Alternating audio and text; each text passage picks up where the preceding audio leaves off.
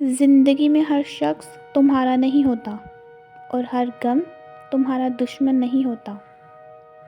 خاموشی سب کچھ کہہ جاتی ہے، بس سمجھنے والا ہونا چاہیے۔ جو لوگ آپ کے دکھ میں آپ کے ساتھ ہوں، انہیں کبھی مت کھونا۔ اصل زندگی وہ ہے جہاں تم مسکرا کر درد برداشت کرتے ہو۔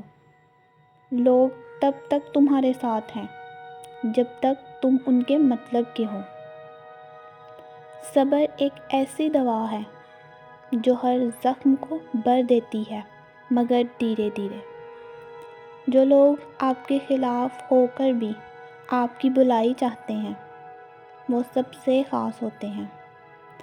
ہر مصیبت ایک نئی سیکھ ہوتی ہے اور ہر آنسو ایک نئی دعا۔ صحیح وقت کبھی نہیں آتا، بس حوصلہ ہونا چاہیے شروع کرنے کا۔ زندگی کسی کے انتظار میں مت ضائع کرو، جو چلا گیا وہ واپس نہیں آتا۔ اندر کا سکون کسی چیز سے نہیں ملتا جب تک خود سے پیار نہ کرو۔ وہ لوگ کبھی نہیں بدلتے جو ہر وقت دوسروں کو بدلنے کی کوشش کرتے ہیں۔ دنیا کا سب سے بڑا دکھ ہوتا ہے کسی کا خاموش ہو جانا جب آپ کو اس کی ضرورت ہو۔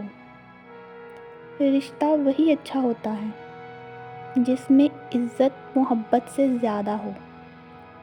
ہر بار موقع ملتا ہے، بس دیکھنے والی نگاہ چاہیے۔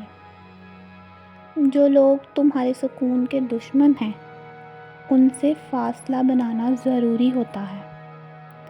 زندگی میں ہر کسی کو خوش کرنا ممکن نہیں، لیکن خود کو خوش رکھنا ضروری ہے۔ بانو قدسیہ فرماتی ہیں، محبت جب سمجھ بن جائے تو محبت مکمل ہو جاتی ہے۔